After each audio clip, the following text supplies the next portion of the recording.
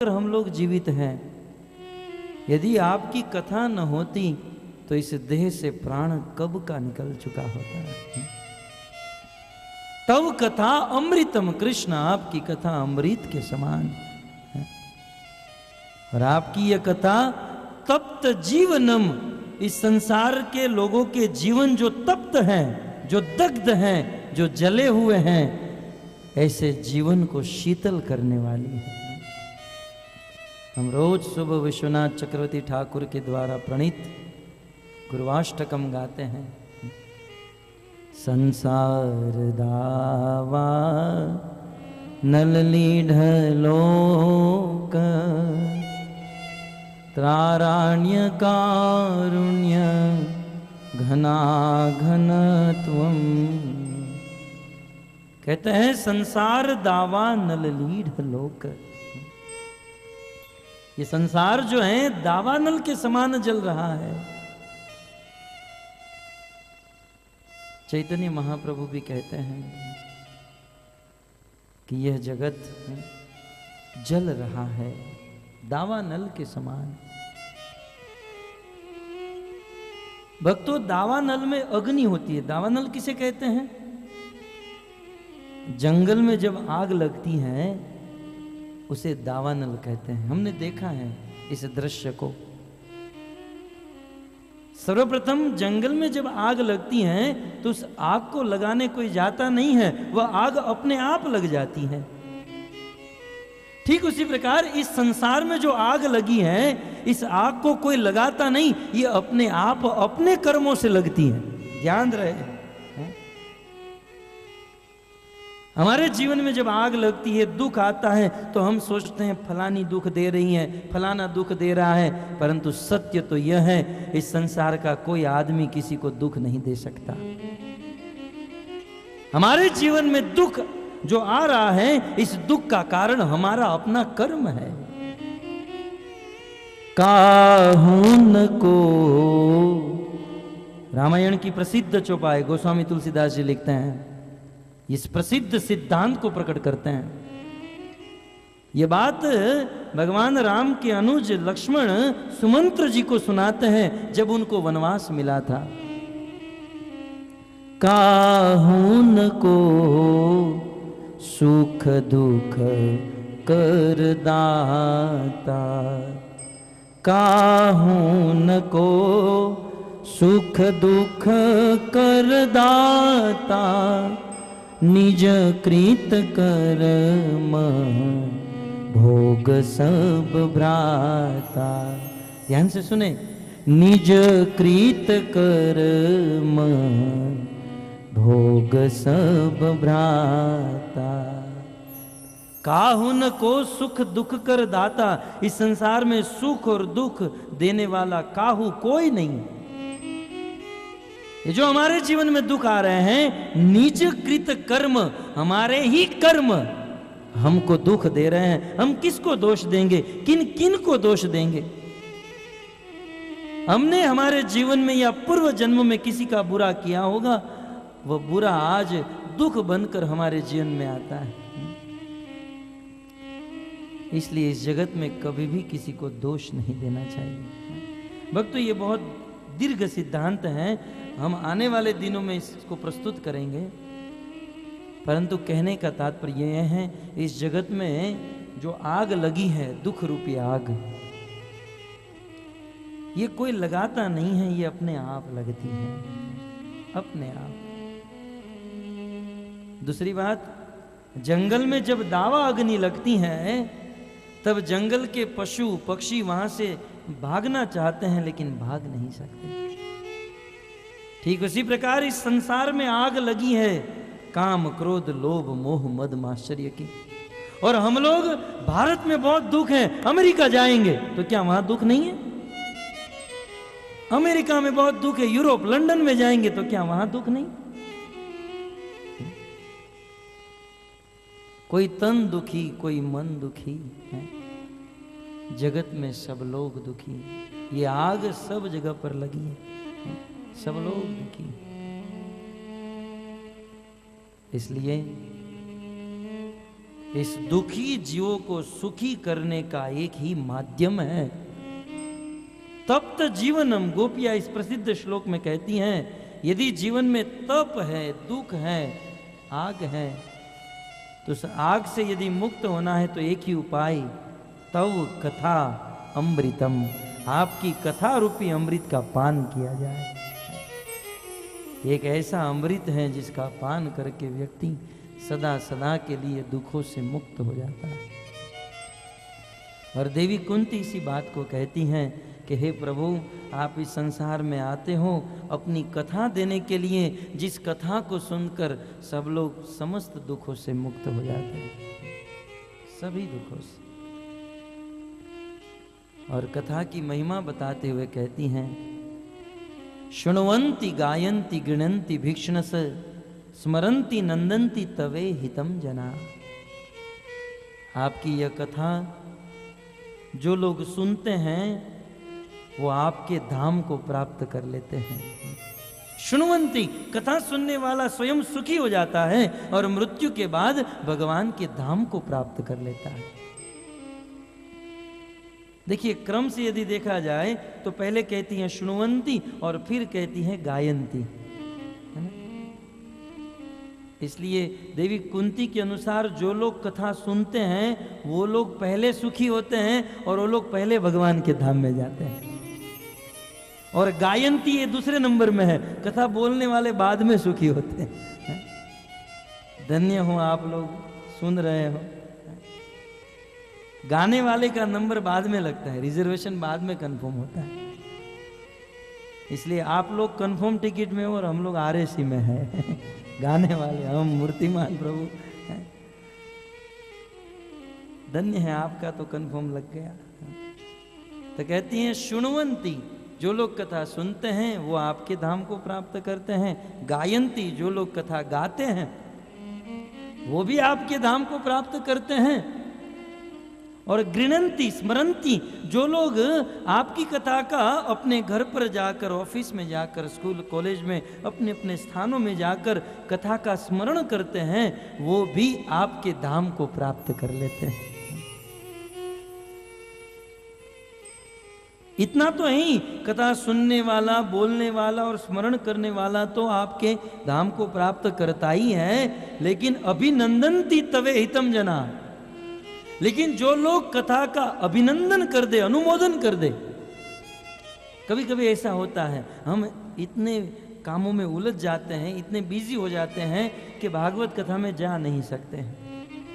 लेकिन भागवत की महिमा तो देखिए, देवी कुंती कहती हैं, चलो कोई बात नहीं, ऑफिस का काम है, घर का काम है, कुछ व्यवहारिक काम है, हम लोग भागवत में नहीं जा पाए। लेकिन नहीं जा पाए तो हम जहां गए हैं कम से कम वहां जाकर हम ऐसा मन में सोचें कि ये जो कथा हो रही है, भागवत कथा बहुत अच्छा है, ये कार्य बहुत अच्छा है। बस इतना यदि कोई कह दे कि ये अच्छा है, वो भी मरने के बाद भगवान के धाम में चला जाता है। लेकिन हाय रे दुर्भाग्य, कलयुग का आदमी इतना भी नहीं कर सकता है। वहां घर पे बैठे बैठे ईर्ष्या करता है कि ये क्या शुरू कर दिया है। कम से कम अनुमोदन भी कर दे, फिर भी उसका उद्धार हो जाए। देवी कुंती का ये कहना है। तो इस प्रकार हे प्रभु, आप का जन्म दिव्य है, पर अंत में कहते हैं कृष्ण आप हमें छोड़कर मत जाइए। भगवान कृष्ण रथ पर बैठे हैं, कुंती नीचे खड़ी हैं। कृष्ण आप हो इसीलिए तो यह हस्तिनापुर समस्त शोभा को प्राप्त हुआ है।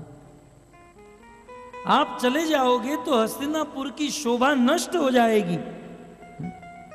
आपके कारण ही तो हम लोग हैं शोभायमान है। भक्त ये बात गोपी गीत में गोपियों ने कहा प्रथम श्लोक में ही, जयति तेधिकं जन्मना ब्रज श्रयत इंदिरा शश्वदत्रहि दयित दृश्यता दीक्षुतावका त्वयि गृहीतासव त्वां विचिन्वते। प्रथम श्लोक में गोपियाँ कहती हैं, हे कृष्ण, ब्रजम अधिकम जयति ते जन्मना, जब से आपका ब्रज में जन्म हुआ है तब से यह ब्रज अधिक वैभव को प्राप्त हुआ है। आप ब्रज में नहीं थे तब तक ब्रज कुछ नहीं था, लेकिन आपके आने से, आपके रहने से ही तो यह ब्रज अलंकृत हो चुका है। देवी कुंती कहती हैं, आप द्वारिका मत जाइए, आप हस्तिनापुर रुक जाइए, आप यहां रह जाइए। ठीक है, भगवान श्री कृष्ण ने अंत में कह दिया कि बुआ जी, आप मुझे इतना प्रेम करती हूं, मैं तो नहीं जानता था। भक्तों, कुछ लोग कहते हैं ना, हम लोग भक्ति करते हैं अंदर से, हम कहते हैं आप माला जपिए, ये हमारा अंदर से चलता है सब। हम लोग कहते हैं बोलिए थोड़ा, नहीं हम मन से करते हैं। अरे तू मन से क्या करता है? ये परमात्मा जानते हैं। कुंती का कृष्ण से प्रेम था, ये नहीं कि आज प्रेम उत्पन्न हुआ, प्रेम था, लेकिन प्रेम होते हुए भी कृष्ण कुंती को छोड़कर चाह रहे थे। लेकिन जब वो प्रेम कुंती ने प्रकट किया, कृष्ण रथ से उतर गए। यदि आप मुझसे इतना प्रेम करती हो, मैं तो आज जानने लगा। इसलिए भक्तों, प्रेम करना ये बड़ी चीज नहीं है, प्रेम का इजहार करना चाहिए, प्रेम का इजहार होना चाहिए। आप अपनी पत्नी से प्रेम करो, ये तो हमारी अपनी घटना, रोज का अनुभव है। हम हमारी पत्नी के लिए रात दिन कमाए, सब कुछ करे, लेकिन दिन में 2-5 बार आई लव यू ना कहे, तब तक ठीक से दिन बीतता नहीं है। प्रेम का इजहार होना चाहिए। हमारे गुरु महाराज कहते हैं कि इस कलयुग में गृहस्थी को कम से कम दिन में 12 बार अपनी पत्नी को आई लव यू कहना चाहिए, तब जाकर गृहस्थी मेंटेन रहती है। और भारतवर्ष की नारी और चाहती क्या है? आप अपनी पत्नी को गौर से देखिए, उसे धन नहीं चाहिए, उसे वैभव नहीं चाहिए, बस एकांत में बैठकर अपने कमरे में या कोई गार्डन में बैठकर कह दो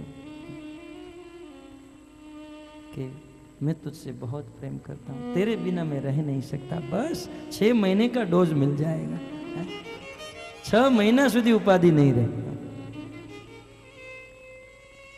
પણ આપણને બધું ફાવે, આજ નથી ફાવતું, તારે થાઈ કરી લે।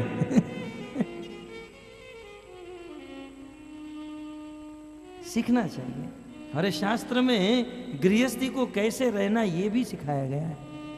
शिव जी से सीखना चाहिए, कृष्ण से सीखना चाहिए। तो प्रेम का इजहार होना चाहिए। कोई पति अपने घर पर आए और कहे सुबह से आया हूं, कुछ खाया नहीं, भोजन बनाओ। नहीं पतिदेव, मैं आपसे बहुत प्रेम करती हूँ। अरे भोजन रोटी बना, नहीं बहुत प्रेम करती हूँ। अरे रोटी भूख लगी, अरे दिलो जान से प्रेम करती हूँ, चलेगा? उसके लिए करना होगा ना कुछ प्रैक्टिकल। तो प्रभुपाद जी ने जो हमें सिखाया वो प्रैक्टिकल नवदा भक्ति को कैसे करना। जीव का भगवान के साथ प्रेम है, लेकिन उसे कैसे प्रकट करना, कैसे इजहार करना। आज देवी कुंती ने इजहार किया और भगवान श्री कृष्ण कुंती के घर पर रुक गए। कृष्ण ने कहा कि आपने बहुत कुछ स्तुति की, बहुत कुछ, लेकिन कुछ मेरे से मांगा नहीं, अब कुछ तो मांगो, कुछ तो मांगो। जब कृष्ण ने बार बार देवी कुंती से कहा मांगो मांगो, तब देवी कुंती कहती हैं प्रभु बस आप मुझे ऐसा आशीर्वाद दीजिए कि मेरी भक्ति गंगा के ओध के समान, गंगा के धोध के समान आपके चरणों की ओर दौड़ती रहे। हम देखते हैं ना, गंगा नदी ब्रह्मलोक से शिव जी की जटा, कैलाश, कैलाश से गंगोत्री, गंगोत्री से हरिद्वार, हर की पौड़ी में कितना फोर्स है गंगा का। तो जैसे गंगा की धारा आपके चरणों में प्रचंड गति से आगे बढ़ती है, गंगा की धारा समुद्र को मिलने के लिए प्रचंड गति से आगे बढ़ती हैं, वैसे ही मेरी भक्ति प्रचंड गति से आपकी ओर बढ़ती रहे। बस मुझे इतना आशीर्वाद दीजिए।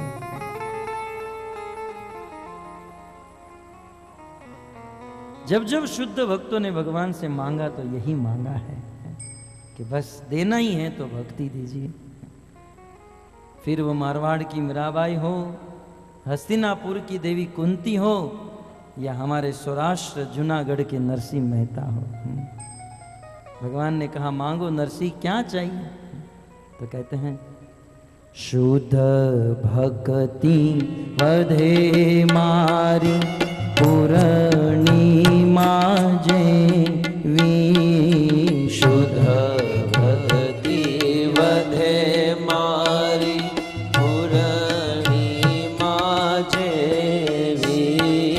शुद्ध भक्ति वधे मारी पूरणी माजे सहु संतो आशीष सदा दे जो एवी। सहो संतो आशीष सदा देवो एवी। आँख मारी उघड़े त्या सीताराम देखूं। आँख मारी उघड़े त्या सीताराम देखो। भक्तों, एक दिन ऐसा समय था कि जब लोगों की आंख खुलती थी तो राम और सीता, राधा और कृष्ण का दर्शन होता था। और आज तो जमाना बदल गया है। आज तो आंख मारी उघड़े त्या चाय कॉफी देखूं के પછી આંખ મારી ઉઘડે ત્યાં ન્યૂઝપેપર देखो। परंतु नरसिंह मेहता भगवान से प्रार्थना करते हैं आँख मारी उघड़े त्या सीताराम देखूं। आँख मारी उघड़े त्या सीताराम देखो। धन्य मारू जीवन कृपाए विलेखो। धन्य मारो जीवन कृपाए विलेखो। शुद्ध भक्ति वधे मारी पूरणी माजे वी। शुद्ध भक्ति वधे मारी पूरणी माजे वी।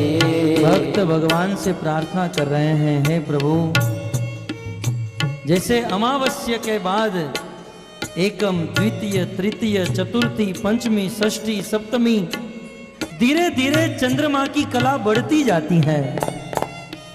जैसे चंद्रमा धीरे धीरे धीरे धीरे बढ़ता जाता है और एक दिन ऐसा आता है कि वह पूर्णता को प्राप्त हो जाता है, ठीक उसी प्रकार हे प्रभु आप ऐसा आशीर्वाद दीजिए। आज मैं अपूर्ण हूं, अधूरा हूं, मेरी भक्ति अधूरी है, लेकिन आशीर्वाद दीजिए, कृपा कीजिए कि धीरे धीरे मेरी भक्ति बढ़ती रहे और एक दिन पूर्णता को प्राप्त हो जाए और आपके धाम को प्राप्त कर लूं।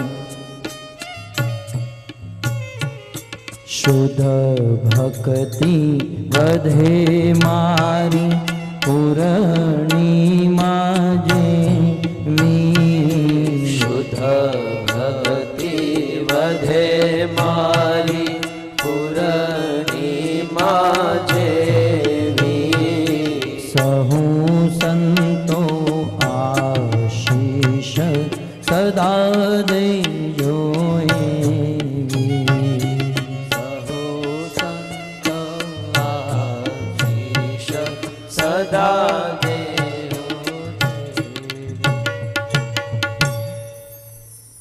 इस प्रकार देवी कुंती के द्वारा भगवान को स्तुति हुई, भगवान के चरणों से भक्ति मांगी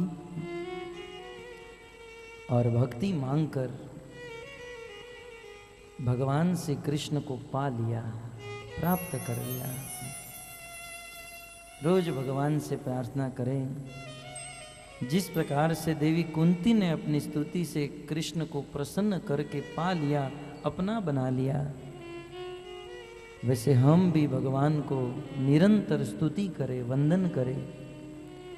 और कृष्ण हस्तिनापुर में रुक गए। आइए अब आगे की कथा सुनते हैं। कृष्ण फिर से हस्तिनापुर में रहने लगे, परंतु हस्तिनापुर में रहते हुए कृष्ण ने देखा युधिष्ठिर महाराज बहुत रो रहे हैं। अब रोने का कोई कारण नहीं था, है ना? महाभारत के युद्ध में पांचों पांडवों में बड़े भाई युधिष्ठिर थे और महाभारत का युद्ध जीत चुके थे, राजा बन चुके थे। हम देखते हैं जब हमारे भारत में कोई राजा बनता है, प्राइम मिनिस्टर, कितने फटाके फोड़ते हैं, कितना उत्सव मनाते हैं, पार्टी मनाते हैं। तो जहां युधिष्ठिर महाराज को राज्य जीतने का आनंद मनाना चाहिए, वहां युधिष्ठिर महाराज शोक कर रहे हैं, रो रहे हैं। विषादग्रस्त उनका चित्त है। भक्तों, ये बात हमें थोड़ी असंगत लग रही है ना, कि इतना बड़ा राज्य जीत गए, पूरे भूमंडल के राजा बन गए, अब तो उसे सुखी हो जाना चाहिए। लेकिन ऐसे युधिष्ठिर महाराज पूरी दुनिया के चक्रवर्ती सम्राट बनकर भी रो रहे हैं। भक्तों, ये है हमारा वैदिक इतिहास और ये है हमारा शास्त्र। इसी बात को, इसी मर्म को समझने के लिए भागवत का आयोजन होता है और इन्हीं चीजों को समझने के लिए किसी संत साधु की शरणों में जाकर इसे पढ़ना चाहिए, सीखना चाहिए। इतना बड़ा राज्य प्राप्त होने पर भी युधिष्ठिर महाराज को शोक क्यों है? युधिष्ठिर महाराज के मन में शोक इस बात का था कि मेरे कारण महाभारत के युद्ध में, कुरुक्षेत्र में अनेकों अक्षौणी सेना मारी गई, मेरे कारण अनेकों जीव हिंसा हुई, मेरे कारण अनेकों पत्नी विधवा हो गई, मेरे कारण अनेकों बच्चे अनाथ हो गए, मेरे कारण इस देश में हजारों हजारों लोगों का विनाश हो गया और ये सारा विनाश का कारण एकमात्र मैं हूं। ऐसा युधिष्ठिर महाराज का शोक था और इसी शोक से युधिष्ठिर महाराज चिंतित होकर रो रहे थे। इतने बड़े वीर हैं। आचार्यगण युधिष्ठिर की व्याख्या देते हैं। युधिष्ठिर किसे कहते हैं? युद्धि का अर्थ होता है युद्ध, रणभूमि, और स्थिर माने स्थिर रहना। रणभूमि में कैसी भी सिचुएशन आ जाए, रणभूमि में खड़े रहकर कैसी भी परिस्थिति आ जाए, लेकिन फिर भी जो अपने स्थान से च्युत न हो, एक जगह पर स्थिर खड़ा रहे, उसे युधिष्ठिर कहा जाता है। महाभारत का इतना बड़ा वीर है, अर्जुन और भीम जैसे भाई का बड़ा भाई, आज युधिष्ठिर रो रहे हैं।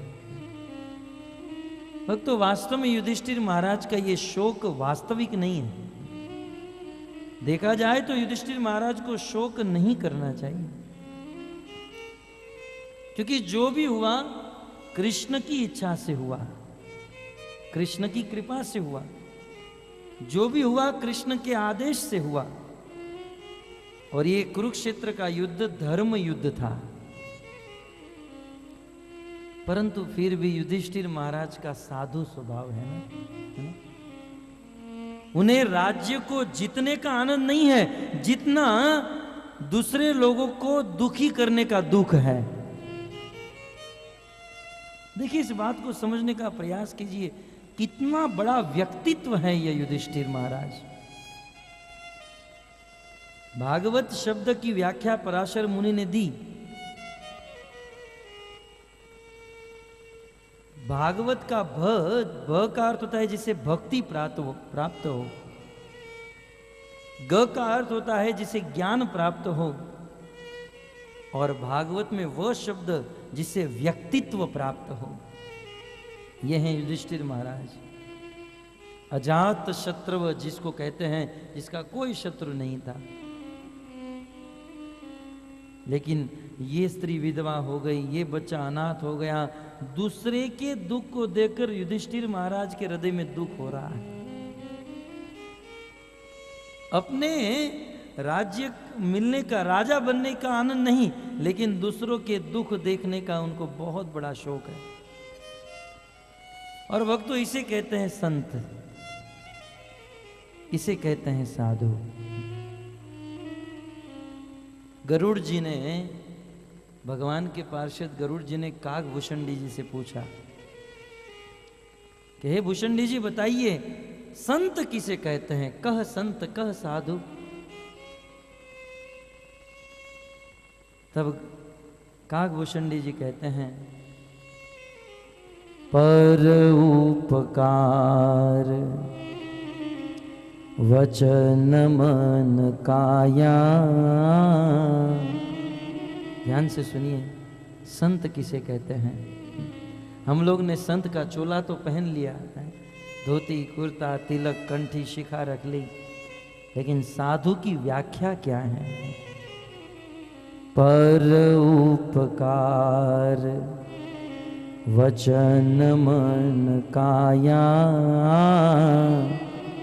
संत स्वभाव सहज खगराया। संत स्वभाव सहज खगराया। हे खगराज, हे खगों के देवता गरुड़, संत किसे कहते हैं यही जानना चाहते हो ना? संत स्वभाव, संत तो उसे कहते हैं जिसका स्वभाव दूसरों के दुख को दूर करना और दूसरों के ऊपर उपकार करना।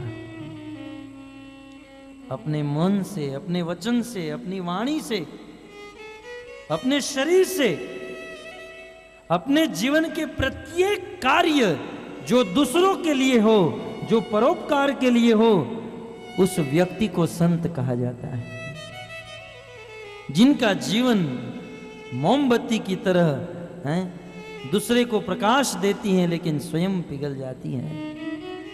अगरबत्ती देखते हैं, दूसरे को सुगंध देती है लेकिन खुद जलकर राख हो जाती हैं।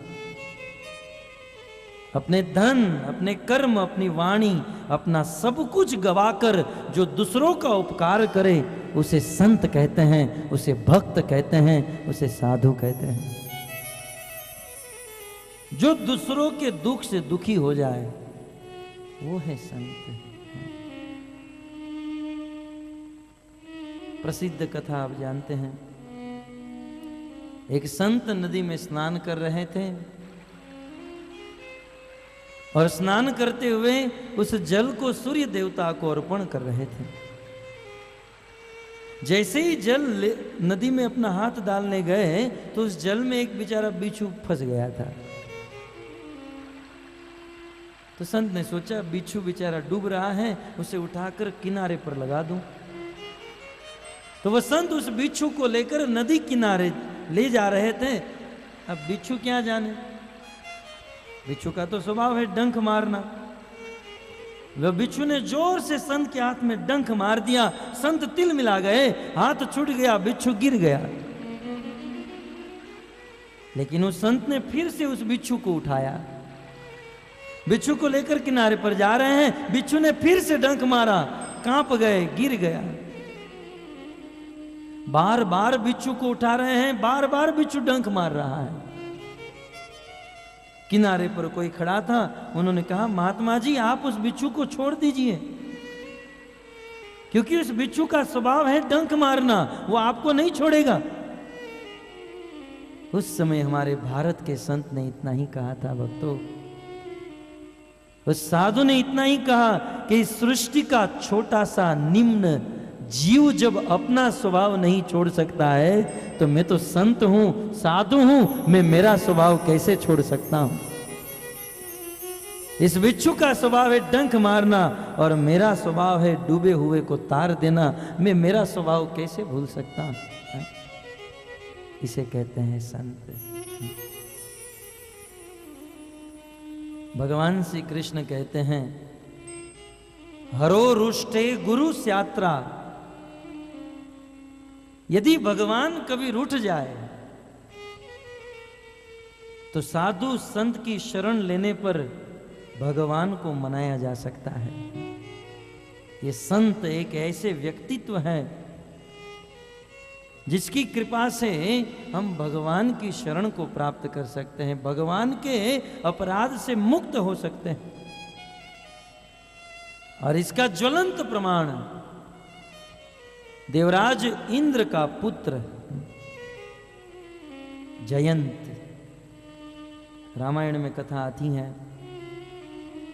भगवान श्री रामचंद्र चित्रकूट में रह रहे हैं और पवित्र नदी के तट पर राम और सीता बैठे हैं। आज भगवान रामचंद्र अद्भुत लीला करने जा रहे हैं। देवी सीता बैठी हैं, भगवान ने जंगल से कुछ फूल को चुना और उस फूल की बेणी बनाई और भगवान रामचंद्र ने स्वयं अपने हाथों से वह फूल की बेणी जगत जननी माता सीता के बालों में लगाई। सीखिए, भगवान राम से सीखिए। मुझे लगता है आज झगड़ा होगा घर पे जाके।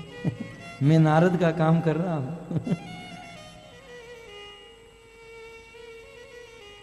परंतु ये तो शास्त्र है ना, ये तो भगवान की लीला। भगवान की लीला में अनेकों मर्म छुपे होते हैं, अनेकों गुढ़ रहस्य छुपे होते हैं। आज भगवान होकर उनके भक्त की सेवा क्यों कर रहे हैं? कारण यही था भक्तों, भगवान ने सोचा कि आज तक अब तक इस लीला में मैंने समर्पण किया, जब जब समर्पण की बात आई तब तक मैंने समर्पण किया, परंतु अब आज के बाद देवी सीता को समर्पण करने का समय आया है।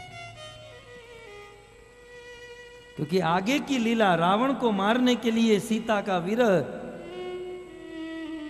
अब देवी सीता को का समर्पण करने का समय आया। और जो भक्त मेरे लिए समर्पण करता है, मैं तो उनकी पूर्ण रूप से सेवा करता हूं, यहां तक उनके बालों में बेणी भी डालता हूं और उसके चरण भी दबा देता हूं, जो मेरे लिए समर्पण करता है। इसीलिए तो ब्रज के रसिक संतों ने कहा ना, कृष्ण को ढूंढना है तो कहीं और मत खोजना, कहीं नहीं मिलेंगे तो वृंदावन में पहुंच जाना, और वृंदावन में भी ज्यादा भटकना मत। वृंदावन के किसी निकुंज में श्रीमती राधा रानी के चरण दबाते हुए अवश्य आपको मिल जाएंगे, विश्वास है। क्योंकि वे समर्पण करने वाले भक्त की पूर्ण सेवा करते हैं। बैठो दुरो वह कुंज कुटीर में, बैठो पलोटत राधिका पाई। तो वहां कृष्ण राधा की सेवा कर रहे हैं, यहां राम सीता की सेवा। अब देखिए, भगवान राम पूर्ण मर्यादा में है, मर्यादा पुरुषोत्तम है ना। जहां बैठकर भगवान राम देवी सीता के बालों में बेणी डाल रहे हैं, वहां एकांत है, कोई व्यक्ति नहीं, कोई समाज नहीं। एकांत में बैठे हैं, कोई नहीं है, और पति पत्नी है, मर्यादा भी टूट नहीं रही है, बहुत सुंदर कार्य आपस में प्रेम हो रहा है। उसी समय देवराज इंद्र का पुत्र जयंत वहां पर आया और जयंत ने देखा कि भगवान होकर किसी स्त्री के बालों में बेणी डाले, ये भगवान नहीं हो सकते। भगवान कभी ऐसा कर सकते हैं?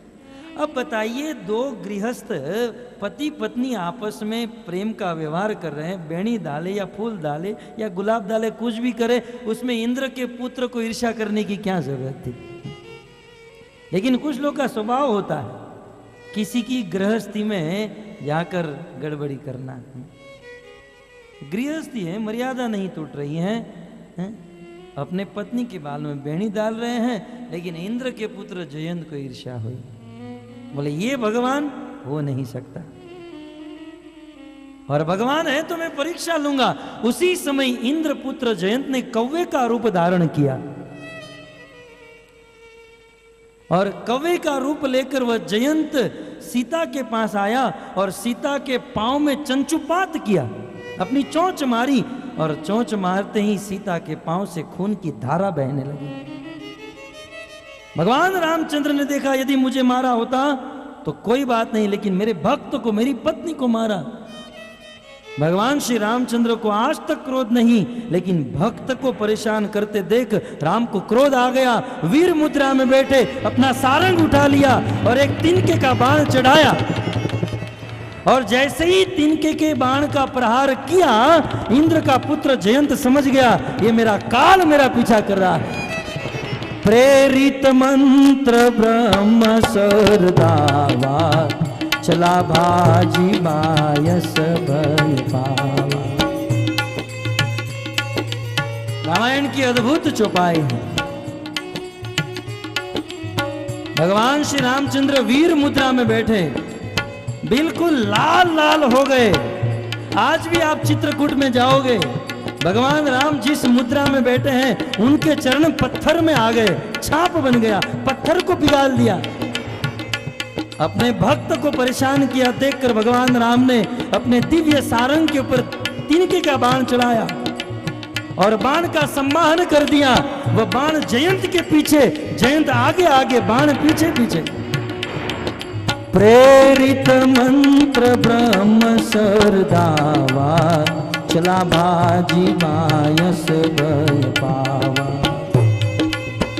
गोस्वामी जी कहते हैं कि जहां जहां वह जयंत गया, वह बाण ने, वह तिनके ने उनका वहां वहां पीछा किया।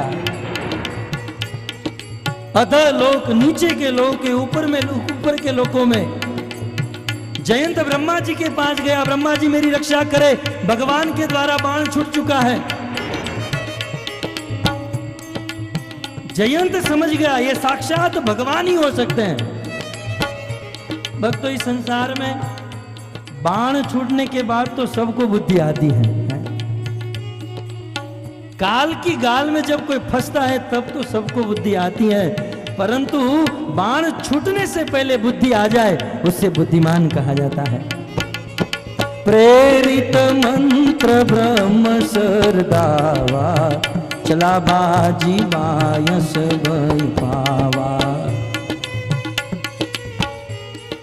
अधलोक, ऊर्ध्वलोक, समस्त लोक लोकांतर में ब्रह्मा जी के पास गया, ब्रह्मा जी मेरी रक्षा करो। ब्रह्मा जी ने कह दिया जयंत, आज तूने भगवान का अपराध किया है, मैं तेरी रक्षा नहीं कर सकता। वह जयंत कैलाश में शिव जी के लोक में गया।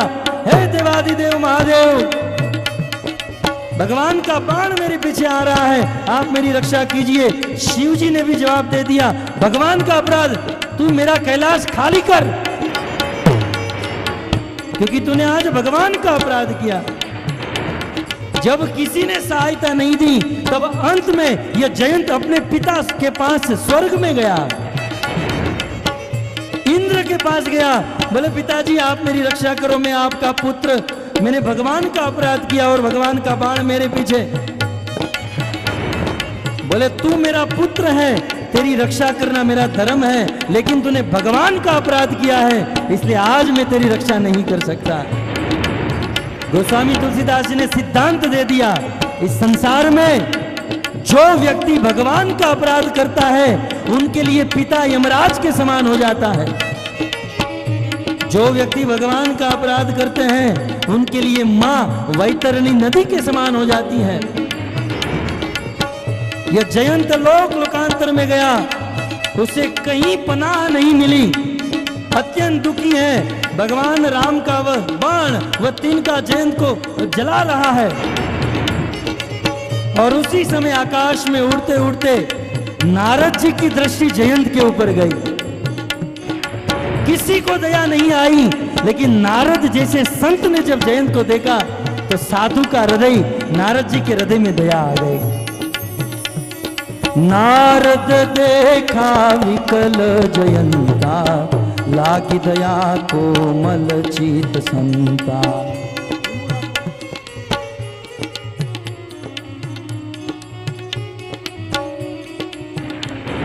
नारद देखा विकल जयंता, लागी दया कोमल चित संता।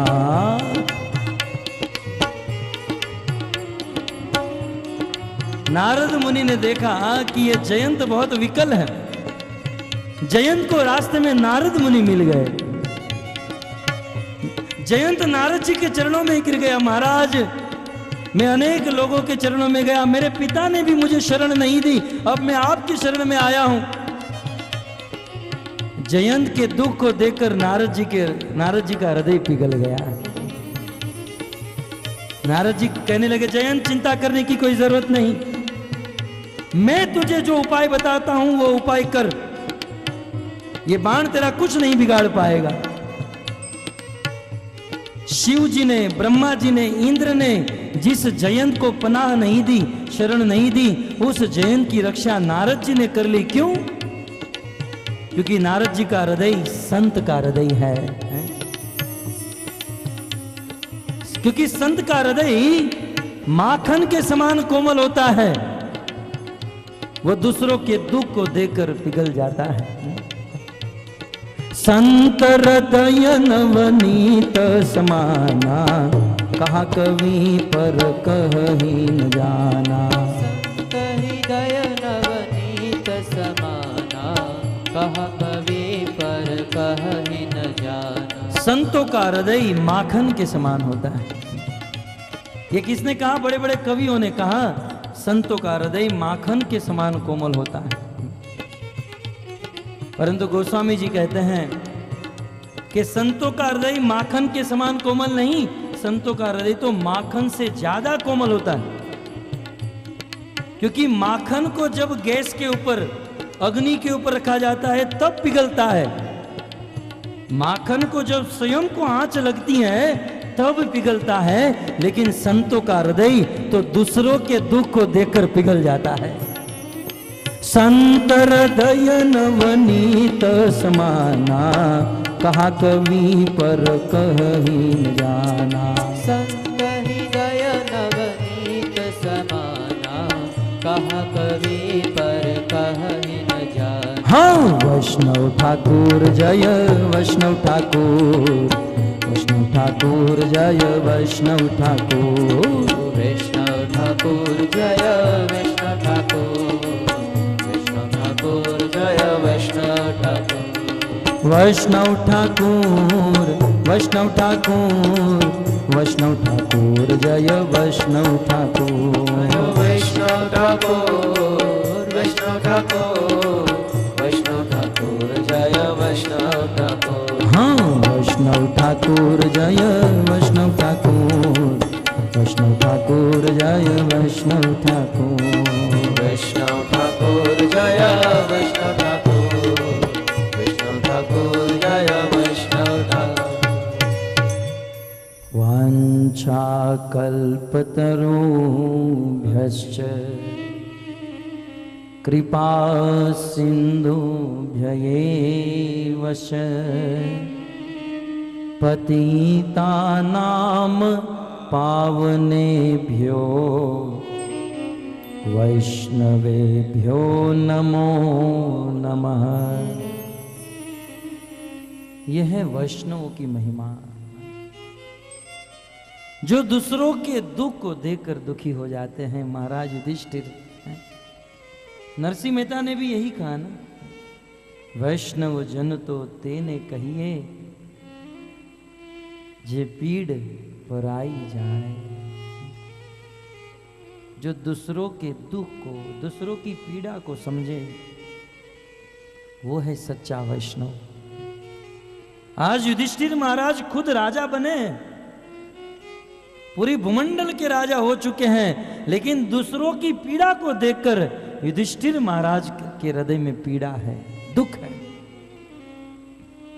भगवान श्री कृष्ण ने देखा युधिष्ठिर महाराज दुखी हैं, रो रहे हैं, और उस रोते हुए दुखी युधिष्ठिर महाराज को शांत करने के लिए अनेकों लोगों ने प्रयास किया। इसके पूर्व अध्याय के अंत में वर्णन है, सुद गोस्वामी कहते हैं, व्यास आदि ईश्वरे हाग्ये कृष्णेन अद्भुत कर्मणा प्रबोधितो अपि इतिहासे ना बुध्यत शुचार्पित।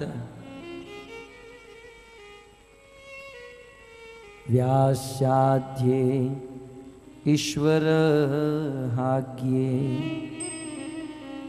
कृष्णेन अद्भुत कर्मणा। सुद गोस्वामी कहते हैं कि उस युधिष्ठिर महाराज के शोक को दूर करने के लिए अनेकों ऋषि मुनियों ने प्रयास किया। किस किस ने प्रयास किया? तो सर्वप्रथम कहते हैं व्यास, समस्त शास्त्रों के रचनाकार वेद व्यास जी ने प्रयास किया। अब बताइए वेद व्यास जी ने क्या बाकी रखा होगा है? समस्त वेदों के प्रणेता है, सभी शास्त्रों की बात है, और कैसी बातों से समझाते थे? तो आगे कहते हैं अपि इतिहास से, पूर्व के इतिहास को युधिष्ठिर महाराज के सामने रखते थे। युधिष्ठिर महाराज, इसके पहले राम ने भी युद्ध किया, हमारे इतिहास में बहुत राजाओं ने युद्ध किया, वे लोग युद्ध करने के बाद रोते नहीं थे। देखिए कभी कभी हमारे जीवन में जब दुख आता है, शोक आता है, तो उस दुख और शोक को मुक्त करने के लिए हमारे भारत का इतिहास हमारा साथी बन जाता है। इसलिए हम सबको हमारे इतिहास में जो संत हो गए, जो महात्मा हो गए, जो राजा हो गए, उनको हमारा आदर्श बनाना चाहिए। परंतु कलयुग में लोगों की बुद्धि इतनी गिर गई, हम भी उसमें आ गए, कि जहां बड़े बड़े साधु संत और इतिहास के राजा महाराजाओं को आदर्श बनाना चाहिए, कलयुग के लोग आज के नट और नृतिकाकों को अपना आदर्श बनाते हैं।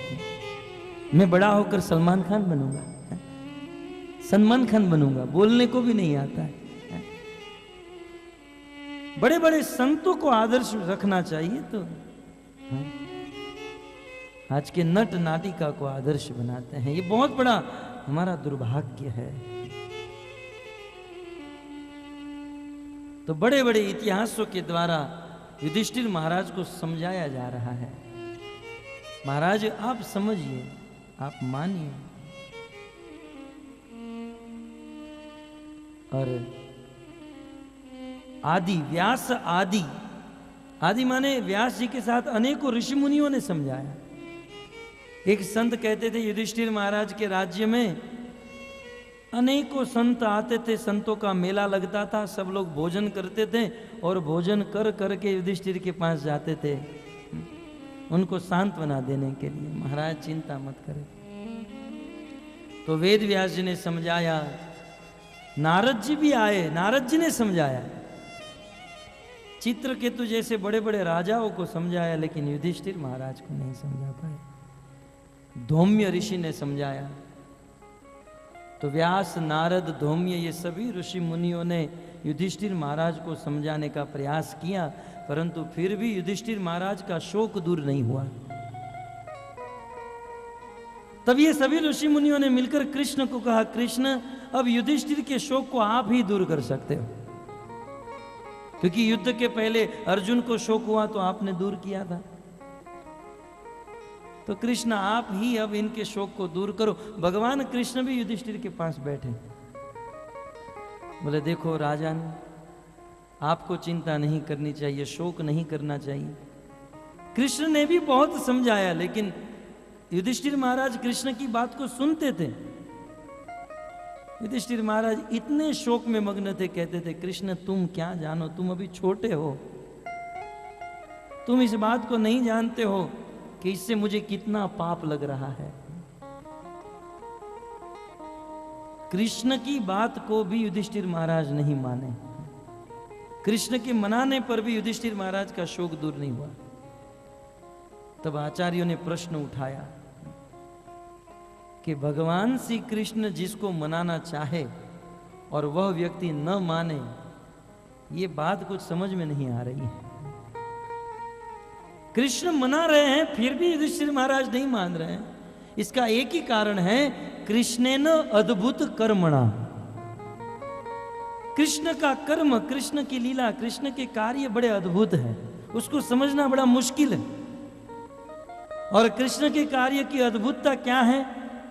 अद्भुतता यही है, युधिष्ठिर महाराज शोक कर रहे हैं और बाहर से कृष्ण कह रहे हैं आप शोक से मुक्त हो जाइए, आप चिंता मत कीजिए, और वही कृष्ण युधिष्ठिर महाराज के हृदय में परमात्मा के रूप में बैठे हैं और वे कहते हैं युधिष्ठिर समझना मत। अंदर परमात्मा के रूप में बैठकर स्मृति शक्ति क्या देते हैं? बोले समझना मत, ये बाहर से कितना भी समझाए। अब बाहर से समझा रहे हैं और अंदर से नहीं समझने दे रहे हैं। इसीलिए कृष्ण का कर्म जो है बड़ा अद्भुत है, इसको कोई नहीं समझ सकता। एक और शास्त्र में कहा गया, मुकम करोति वाचालम पंगुम लंघयते गिरि यत्कृता यत्कृपा तमहं वन्दे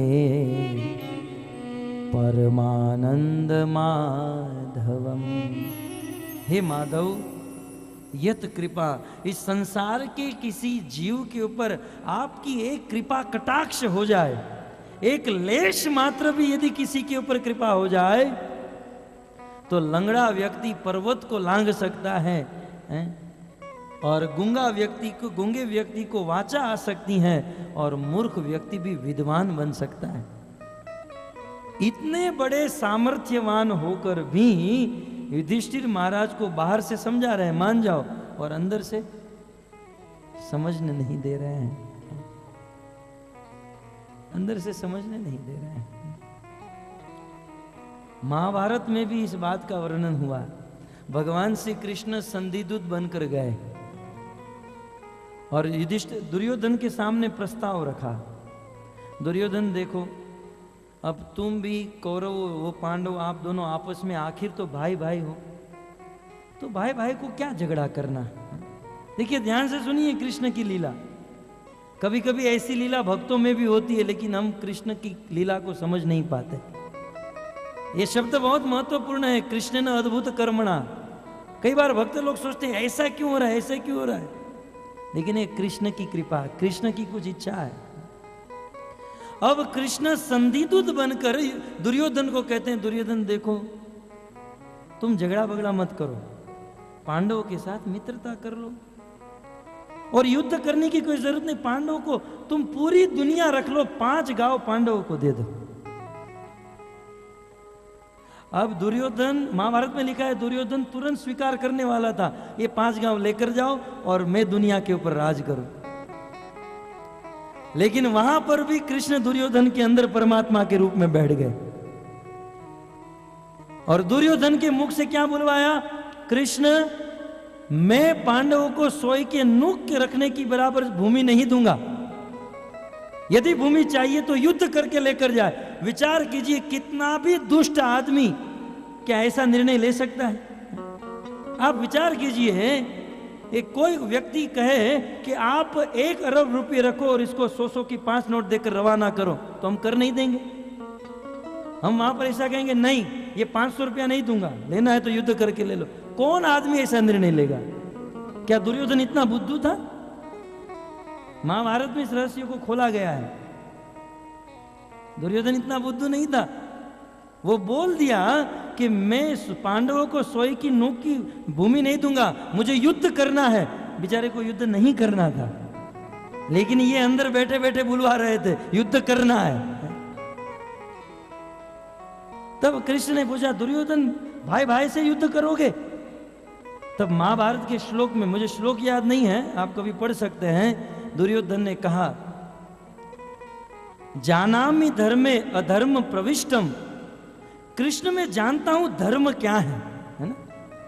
कृष्ण में जानता हूं कि मुझे युद्ध नहीं करना चाहिए, वो मेरे ही भाई है।